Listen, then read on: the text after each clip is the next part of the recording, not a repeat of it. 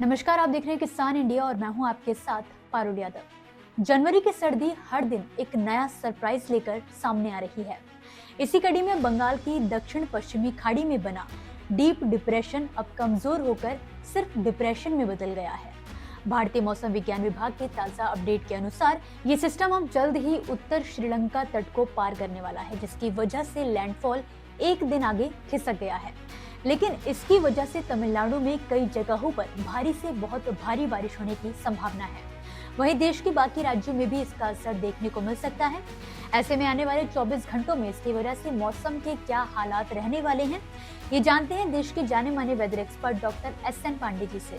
देखिए, जिस तरह से अभी भी उत्तर भारत में कड़ाके की सर्दी जारी है और जो सबसे परेशानी वाली बात है वो बात ये है कि बारिश नदारद है। लगातार नवंबर हो गया, दिसंबर हो गया और जनवरी भी अपनी स्पीड से आगे बढ़ रहा है, लेकिन बारिश नदारद है। अगर ये महावट वाली बारिश होती है तो हमारे खेतों में नमी बनी रहती है, हमारी जो रबी की फसलें होती हैं उनके लिए ये एक वरदान के समान साबित होती है। लेकिन ऐसा नहीं हो रहा है। अब इसका कारण क्या है? जो हमारे WD आ रहे हैं लेकिन वो ऊंचे अक्षांशों से होकर जा रहे हैं। जब WD नीचे अक्षांशों से आते हैं तो उसका असर हमारे पंजाब, हरियाणा, राजस्थान, राष्ट्रीय राजधानी क्षेत्र और उत्तर प्रदेश और कभी कभी मध्य प्रदेश और बिहार तक भी हो जाता है। लेकिन ऐसी स्थितियां नहीं बन रही हैं। फिलहाल जो भी तापमान है, चाहे वो मध्य प्रदेश में हो, चाहे राजस्थान में हो, पंजाब में हो और पहाड़ों पर हो, पहाड़ों पर इस समय गुलमर्ग और काजीकुंड इन सब जगह -5, 6, 7 तक तापमान है। इसी तरह हिमाचल प्रदेश में भी कई जगह तापमान 0 डिग्री के आसपास है। इसी तरह उत्तराखंड में है। लेकिन जो हमारी निचली पहाड़ियां हैं, चाहे नैनीताल हो, मसूरी हो और हिमाचल प्रदेश के नीचे वाले जो भी हिल स्टेशन हैं, वहां पर बर्फबारी नदारद है। तो ये स्थितियां निश्चित रूप से चिंताजनक हैं हमारी इकोलॉजी के लिए। तो फिलहाल अभी दक्षिण भारत के कुछ इलाकों में, तमिलनाडु, केरल, कर्नाटक, यहाँ पर बारिश की गतिविधियां हो सकती हैं। गोवा में भी हो सकती हैं और श्रीलंका में अच्छी खासी बारिश दर्ज की गई है। आपको बता दें कि अगले 24 घंटों में दक्षिण भारत के कई इलाकों में भारी बारिश का खतरा बना रहेगा। तमिलनाडु, पुडुचेरी और कराईकल में 12 जनवरी तक गरज, चमक और बिजली गिरने की चेतावनी जारी की गई है। तटीय इलाकों में तेज हवा के साथ बारिश जनजीवन को प्रभावित कर सकती है। वहीं उत्तर भारत में सर्दी का प्रकोप लगातार जारी है। पंजाब, हरियाणा, दिल्ली, उत्तर प्रदेश, बिहार और राजस्थान के कई हिस्सों में घना कोहरा छाया हुआ है।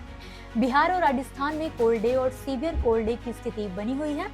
मौसम विभाग के अनुसार उत्तर पश्चिमी भारत और बिहार में अगले 5 से 7 दिनों तक सुबह के समय घना कोहरा बना रह सकता है।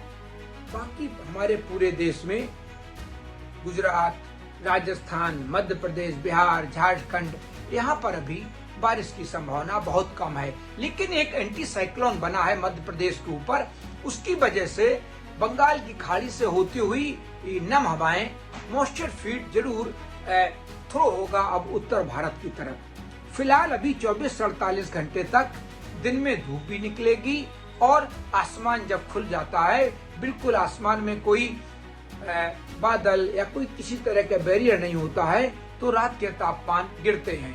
तो इसी तरह अभी भी देखिए रात के तापमान गिर रहे हैं और आगे भी इनके गिरने की संभावना बनी हुई है। लेकिन सर्दी बरकरार रहेगी। उत्तर पश्चिमी हवाएं भी लगातार उनकी कंटिन्यूटी बनी हुई है और जब तक उनकी कंटिन्यूटी प्रभावित नहीं होती है तब तक सर्दी मेंटेन बनी रहती है। लेकिन दिन में कुछ इलाकों में आज धूप निकली है और उत्तर प्रदेश के इलाकों में, राष्ट्रीय राजधानी क्षेत्र में कई जगह आज धूप निकली है। तो धूप निकलने से दिन में जो दैनिक जीवन हमारा होता है वो कम प्रभावित होता है, थोड़ी राहत मिल जाती है। तो ये स्थितियां अभी आगे जारी रहेंगी। इसी के साथ हमारे राष्ट्रीय राजधानी क्षेत्र पंजाब, हरियाणा में कोहरा बना रहेगा। लेकिन उत्तर प्रदेश, बिहार में थोड़ी कोहरे से राहत मिल रही है। अगले 24 घंटे तक यहाँ पर थोड़ी राहत रहेगी। जो गंगी पश्चिमी बंगाल क्षेत्र है वहाँ पर हल्का कोहरा रहेगा, उड़ीसा में कुछ ज्यादा कोहरा रहेगा। देखिए जहाँ पर नमी आ जाती है वहाँ पर कोहरा हो जाता है, धुंध हो जाती है, कुहासा हो जाता है।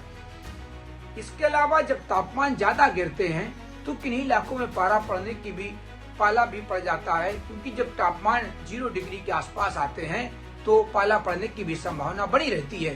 तो किसान अपने खेतों में नमी बनाए रखें, जिससे पाला पड़ने की संभावना और पाला होने व नुकसान बहुत कम हो जाता है। इसी के साथ फिलहाल के लिए इस वीडियो में बस इतना ही। आप मुझे दीजिए इजाजत और इसी तरह खेती किसानी के साथ ही मौसम से जुड़ी ताजा अपडेट्स के लिए आप देखते रहिए किसान इंडिया। धन्यवाद। मुझे बरसात की झीनी झीनी फुहारें मिले ना मिले, हमें पावस की उमस चाहिए। जी हां, मैं किसान हूं, क्रांति बीज बोना चाहता हूं। मुझसे अभी सावन भादों, क्वार कार्तिक या फागुन की बातें मत करो। मैं आषाढ़ की पहली बारिश में भीगकर ठहरी हवा में उमस से आकुल व्याकुल होना चाहता हूं।